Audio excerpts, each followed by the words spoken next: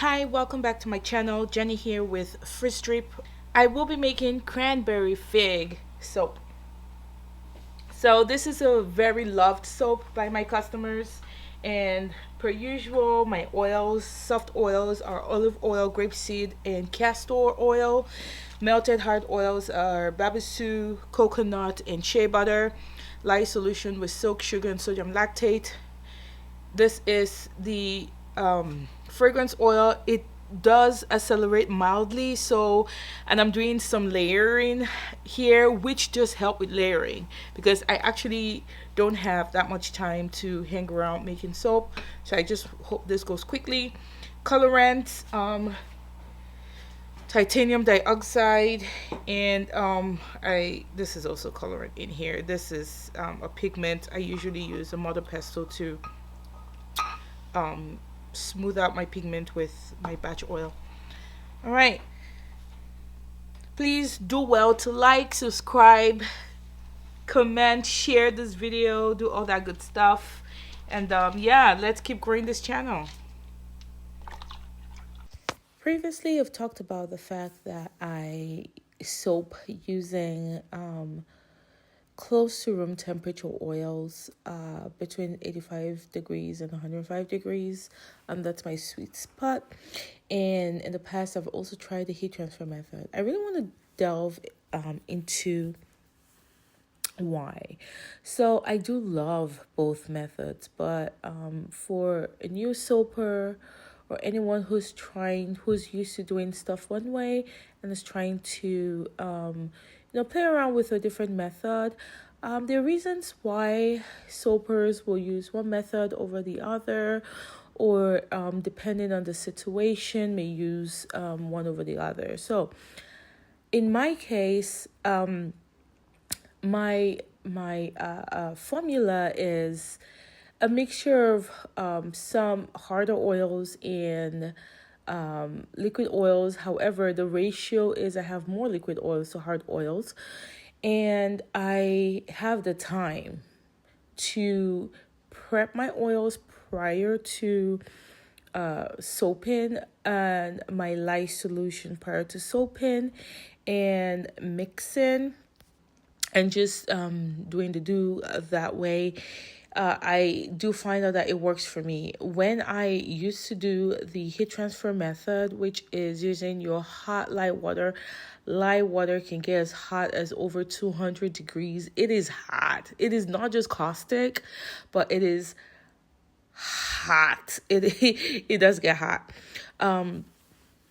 It will help melt your hard oils, because the melting point for some of these oils is between like coconut oil is about 76 degrees. At least I use a 76 degree one.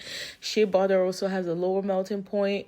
Babassu has a little higher melting point, and we have cocoa butter, we have cocoon butter, we have mango butter, we have cacao butter, whatever type of butter you're adding to your you can go crazy expensive with using fancy butters, and I'll always say that keep the fancy butters and oils for leave on products as opposed to wash off products. Different conversation. So the hot lye water will help you melt your butters and harder solid state oils, so that you can immediately start soaping and doing the do that way. Okay, so like I said, have the time to prep, and these days I've been master batching my lye solution, and it's been working out for me. Now, the one thing you want to make sure of when you are soaping at room temperature is false trace. Depending on the ratio of hard butters and oils to liquid oils and the types you have, including beeswax. Some people do add beeswax to your soap. It helps with increasing the hardness of your soap. However, you got to be careful with the percentage of beeswax, because you could very easily get your soap waxy and draggy, and nobody likes that.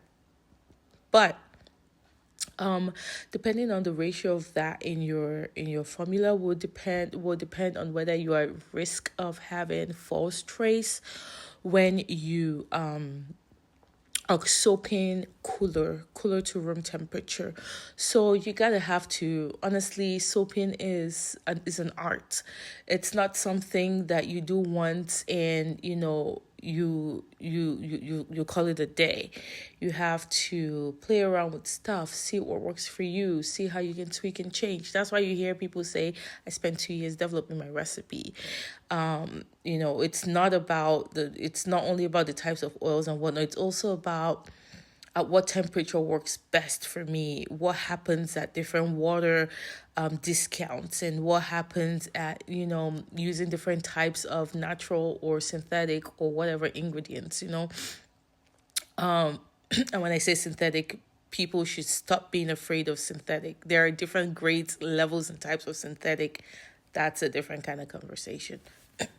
So, and when you are using harder oils, you need to be aware of your room temperature as well as your oil and lye temperature, because you could get false trace. And false trace is when you think you've poured in your lye into your oils, you're whisking, stick blending, mixing, whatever the case may be, and you think you're getting to trace because it's beginning to thicken up. What is actually happening and why it's called false trace is your hard oils are resolidifying. Yeah, and it's giving you the sense of trace, and it's telling you, okay, we got to get to the point of pouring. If you want to do swirls, this is the time to start mixing your colors and swirling, doing your interpot swirl or whatever type of swirl you want to do, and pouring. The problem with that is you really haven't met true trace, because you need to keep going. You need to keep, and if you haven't tested your recipe to know this, you will be fooled by what you're seeing, because you just need to keep going, because you're not a trace. It's just your oils resolidifying, thickening up, not really tracing. And then you pour. What then happens is you come, 12, 18, 24 hours, whatever many hours later to unmold, and you see separation. Or you've just looked at it, let me pick up my soap after 4 hours, and you're seeing separation. Separation meaning there's oil floating on top of your soap. That is because your soap never got to trace before you poured, so the lye and the oils never really emulsified to one cohesive blend. And guess what the next step is to do after that? You can either trash your batch, which a lot of people will not, or a lot of soapers will not. They would they will rebatch it, and rebatching means you just have to use a hot process to do that. We can talk about that at another time. So now, when you want to use hot heat transfer method, and that was my case in the past, it's when you're trying to save time, right? And you need to have some sort of experience to do it. Start small. Be careful. You need not to be afraid of lye, caustic soda, sodium hydroxide, whatever you want to call it. You start small. Start with a small batch. Get a hang of it, get used to it before you can go big. Now, there's only so big that you can go with heat transfer, because for like really large batches, honestly, it's not advisable, because there's going to be a lot of oils you want to melt, working with a lot of lye and caustic soda. Well, it's just better to, pre-mix and let it cool, and, you make soap that way. Using the heat transfer method, it does save time in the sense that in the morning you just want to make soap. In the evening, at night, whatever the time of day may be, you don't have time to hang around, because light water could spend a few hours cooling if you let it out, or if you put it in the fridge. When I do mine same day, I put my lye in the freezer, and I still have to wait a good 45 minutes. It also depends on the volume, but I still have to wait a good maybe 45 minutes at least before I can even soap, before it's come down as low as I would like to start soaping. And with the heat transfer method, you are literally melting your oil. You don't have the time. You just mix sodium hydroxide with your water, whatever additives you add in your water. If you don't, that's fine. And then you pour it over your hard oils. You stir, stir, stir. It's dissolved. You pour your liquid oils. You mix, do your continuous soaping that way. Or some people do blend mix the hard oil and the hard oils, pour the sodium hydroxide light solution water and mix until everything is melted, and then they continue soaping. Now you want to be careful because you want to make sure every last chunk is melted. Otherwise, you will have butter pockets. It's a thing, yes. I don't know if it's called butter pockets, but that's what I call it, butter pockets. In the sense that the butter did not fully dissolve and it did not get the time to, spread its wings and melt. And then you pour into your mold. And then when your mold and cut, you see that chunk of butter pocket.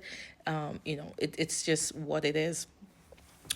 So you gotta have to figure out what works best for you, what works best for your scenario, what works best for your time, how much time you have.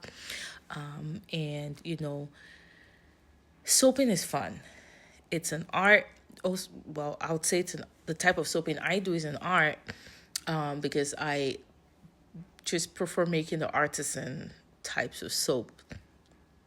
Nothing wrong with any other type of soap, but it's just visually appealing to me. I think I've said this previously. What drew my attention with handmade soap before I became a maker myself was the pretty soaps. That's what I would always buy. Handmade from farmers market, local markets, festivals and whatnot. People are selling felt soap. If you haven't ever heard or seen felt soap, you should Google it. That's just not my jam. Felt soap and just basic looking soap, plain old soap. I call them the plain Janes. And then there's the Artisan. I was always, always, always attracted to the Artisan soaps. And whenever I go to buy, visuals attracts me first. And then I go in, and then the scent attracts me next. And then I go more in, and then I flip the back of the soap, and then I look at the ingredients, and then I buy. So for me, that's my personal experience. It's different for everyone. But for me as a shopper, when I would go, and I still do it to this day, when I go to buy handmade soap, it has to be appealing to my eyes. And this is just my own personal situation. We're different. Everyone's different. It has to be appealing to my eyes. And then it has to smell good to me. It has to be a fragrance that I am happy about when I smell it. I want to be smelling this for the next couple weeks in my bathroom or in the shower, right? I have to be happy with it. And then I will flip the back and take a look at the ingredient lists, and then I buy. That's just the process of me being a soap shopper. And that was before I became a maker myself. That's how it went for me. So if you're really interested in making soap, there is a lot of resources out there. My YouTube channel at this point is not really to educate you on the science or to teach. I like to educate you, the little bits and pieces of information I give here and there to educate you somewhat on the level of knowledge. I know there is a whole science to soap making, and that's not what I'm here for. I'm not here for that tutoring. I'm just here to give you my experiences, what works for me, what my research has taught me, and how it's made me grow and be a better soap maker, be a better producer, be a better handler of caustic materials, just be a more, a more thoughtful, present, educated soaper. And this is what has worked for me. That's all I'm doing. So whenever I give you any bits of nugget, It's not because I'm positioning myself as a tutor, as a teacher, or as a channel that is of tutorials of that nature. It is just me sharing to you how I got to the level I am at now. And, we all can do it. And it's, it could start as a hobby, right? And then it could grow into a small side business or small main business, or whatever the case may be. And this is my own scenario. So if whatever I share with you in my videos help you, you don't necessarily even want to make soap. Sometimes people want this knowledge just so that they understand how what they make is made.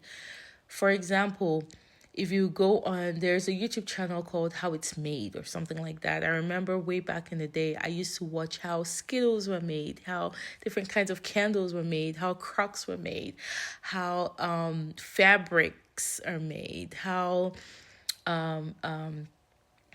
fur coats are made. Like, there's how chocolate is made, how soap is made. Like, when I say soap, like well, not so beauty bars. Well, that's another thing you're gonna learn while learning about soap, is there's a difference between soap and beauty bars.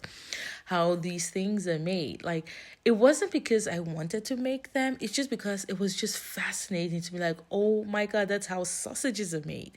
Oh my god, that's how chocolate is made. Oh my god, that's how XYZ is made. That's how noodles is made. That's how every daily things that we use. And it's just interesting.